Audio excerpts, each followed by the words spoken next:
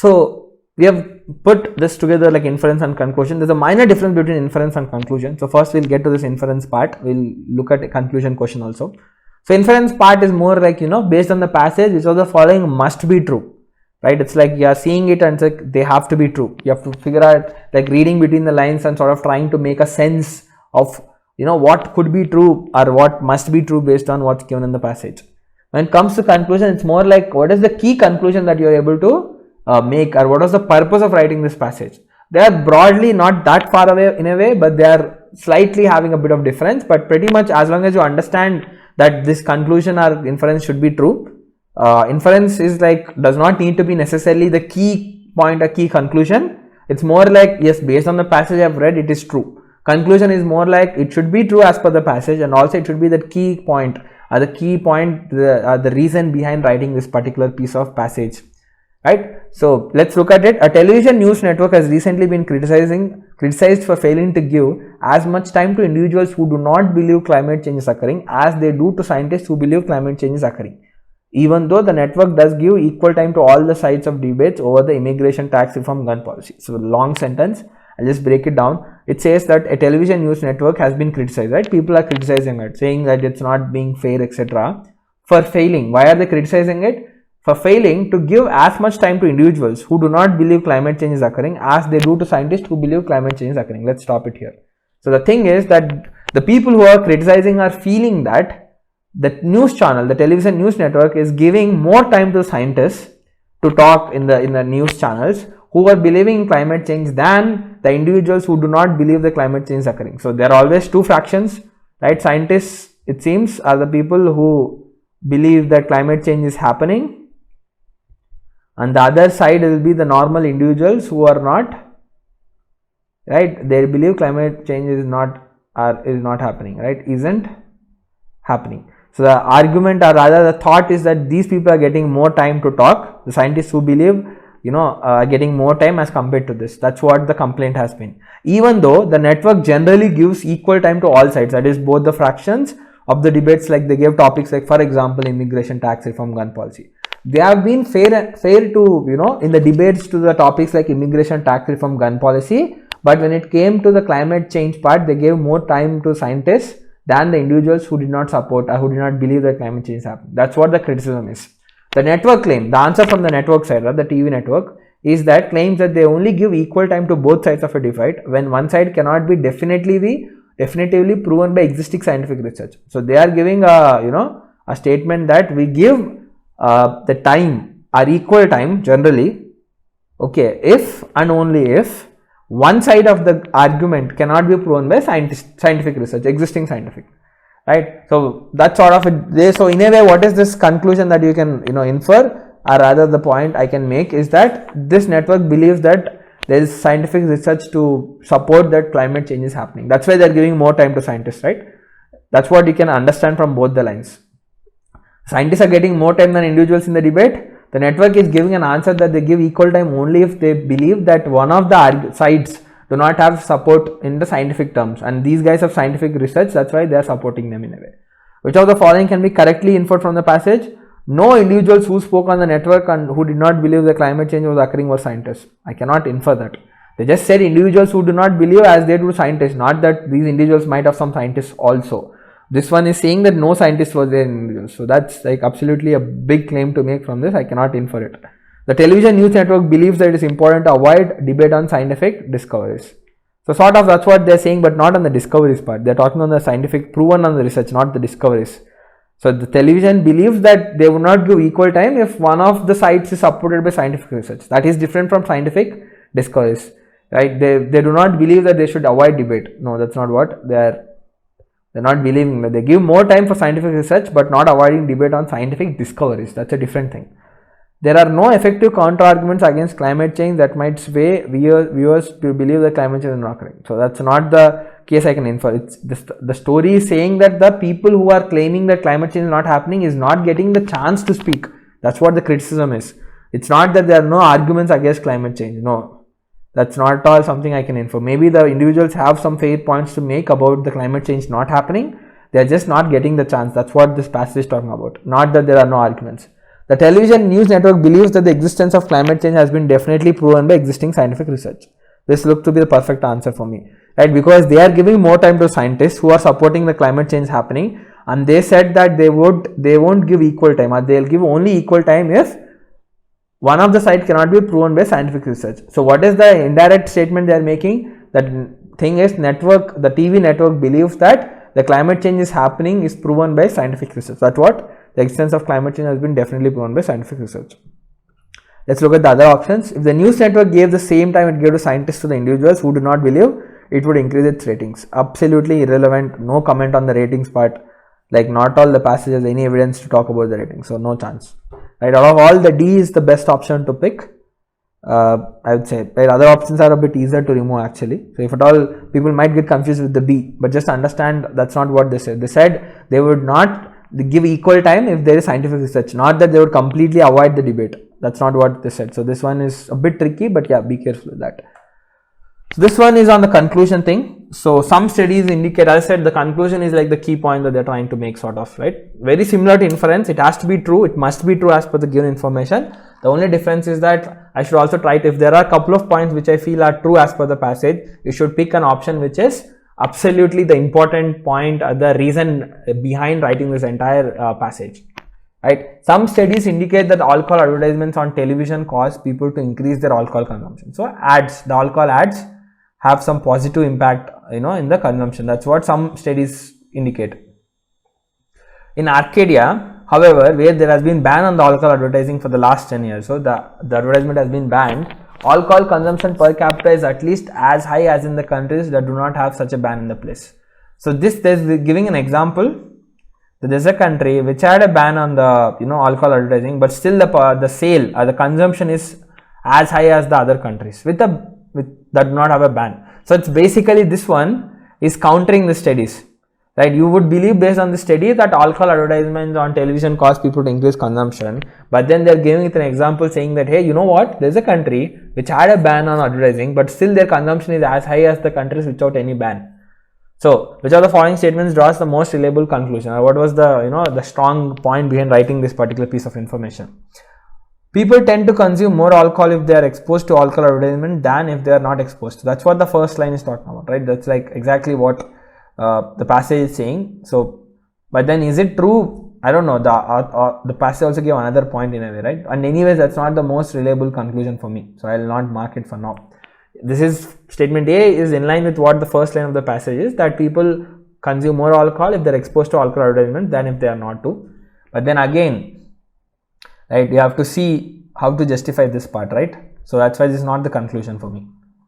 Advertising has no effect on whether people consume more or less alcohol. So it's like saying that advertising has no impact. That's what the second part of the passage sort of gives you an example. Hey, you know what? Arcadia is a country which has ban on ads, but their consumption is as high as people without any ban. So in a way, you will argue that advertising has no effect on the consumption. So this is for the something which is going well with the option B.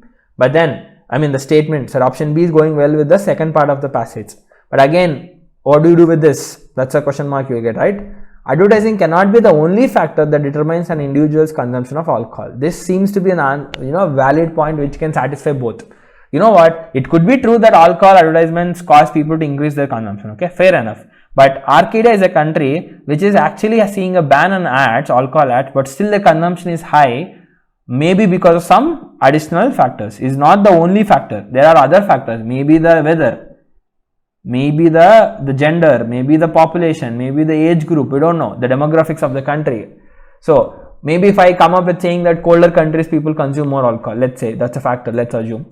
So in that case, maybe Arcadia has a ban, but maybe it's one of the coldest part in the comparison wise, and maybe that's why people are consuming more. If with the ads, they might be consuming even more. We don't know that. So in a way, I'm justifying both the statements, right? It might be true that seeing ads will cause more consumption, and also that country like Arcadia, which has a ban on ads, alcohol ads, is still consuming as high as other countries without ban. It could be because it has some other factor also which could affect the sales or consumption of alcohol. That is what option C is saying.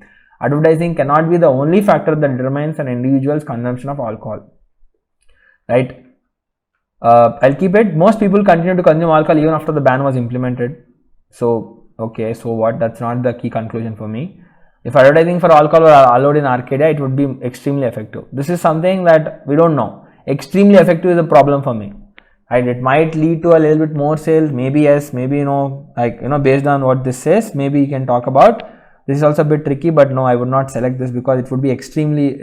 You see these extreme words like extremely, most of it, all of it, everyone. I should very be careful about selecting the option. Unless you don't have any other option, you should not go for it. So for me, it's clearly option C, which is the answer for it, which is justifying the entire passage.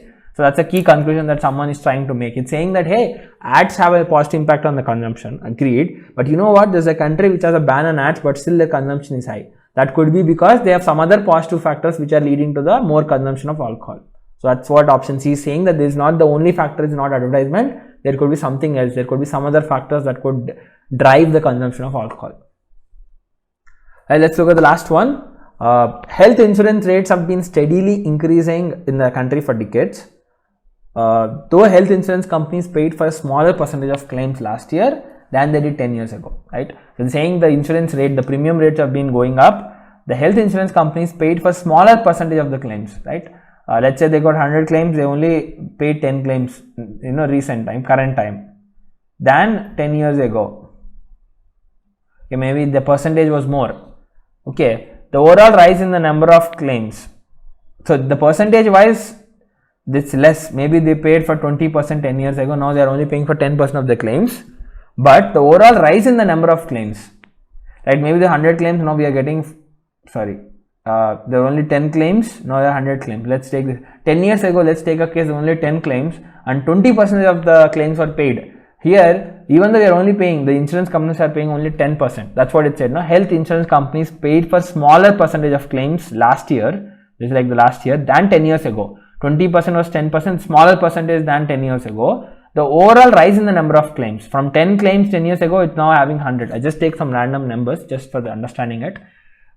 Still means that more money is being paid out, right? Because they are paying 10 claims here, they are only paying 2 claims here. So obviously they will pay more here. The companies compensate for this by hiking their rates. So technically, they are paying more money now than the 10 years ago, even though the percentage approval claims wise was less, because increased number of claims led to that. So from this information above, it can be inferred that 10 years ago, what is the situation 10 years ago? They are giving options. Health insurance company paid a greater percentage of their claims than they paid 20 years ago. No comment on this. We don't know about 20 years ago what was the situation. The passage has no clue on that part. So out of context. Don't try to assume it is going on increasing trend, decreasing trend. So might be something. No, don't think that way. Fewer people made a health insurance claim than was the case last year.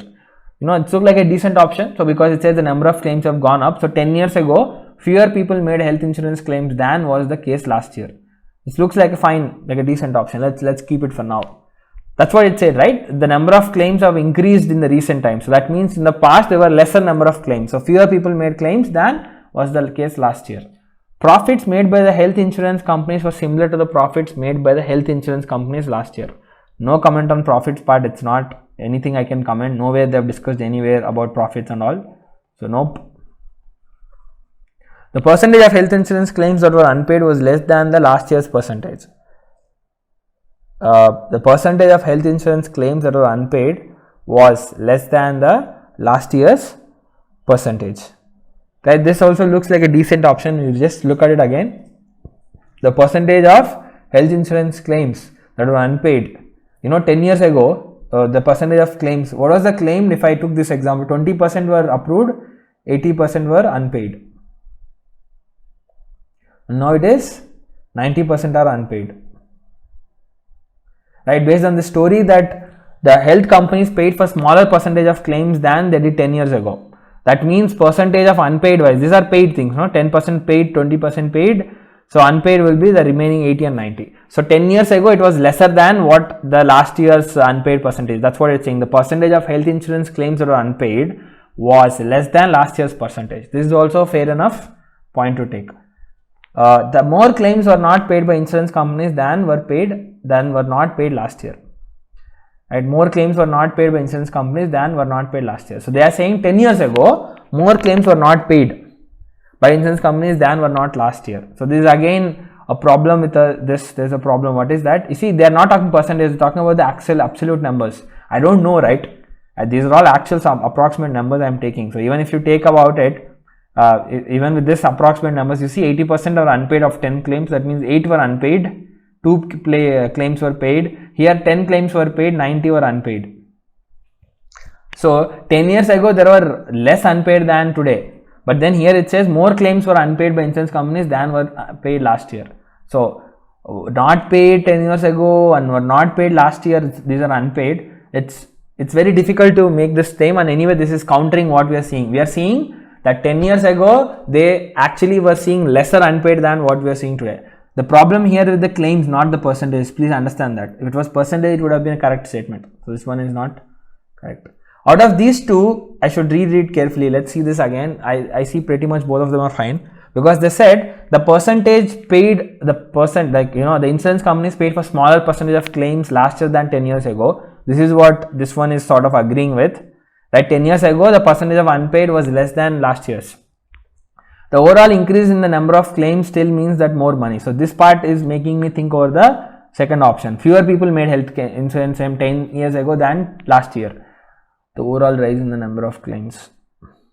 I think out of these two, option B is not the correct one for me, because they said the overall rise in the number of claims. Okay, this one is talking about the total number of claims, but here they're talking about fewer people made the claims. So what is the problem here is that maybe one person can make 10 claims. And what we see is that 100 claims is what the last year they have seen versus 10 claims only 10 years ago. Maybe 10 years ago 10 people made 10 claims. Maybe last year only 2 people made 100 claims. Maybe, one person can make multiple claims, right? So the passage only said the overall number of claims have gone up. They are not talking about, the number of people who made the claim. That's a problem. It's a very nitty-gritty part. If I have to eliminate something, I'm just going with that. Otherwise, I would say pretty much B and D are fair enough options. But just the trickier one for me here is that because it's talking about the number of claims here, not on the people. So maybe the number of people who made the claims have not changed, have gone down, but the overall claims have gone up for sure. From 10 claims 10 years ago to 100 claims, maybe it's only 10 people making the claims 10 years ago, one person making one claim, to only 2 people making 100 claims last year. So maybe, I'm not saying it could be 100 people also making 100 claims. So could be, as I said, inference means must be true, not as a possibility. So fewer people made claims than was last year. This is wrong for that purpose. So out of all, I would select option D is the answer, because it's talking on percentage, and percentages is clearly given here, so we can comment on that. Absolute numbers are the problem. Fewer people, fewer claims, more claims, these are something you cannot sure shot constantly say based on the given information, right? So out of all, the option D is the answer for me. A bit tricky, and it's a bit numbers involved in a way to understand and imagine, but yeah, that's a bit harder and tricky question for sure.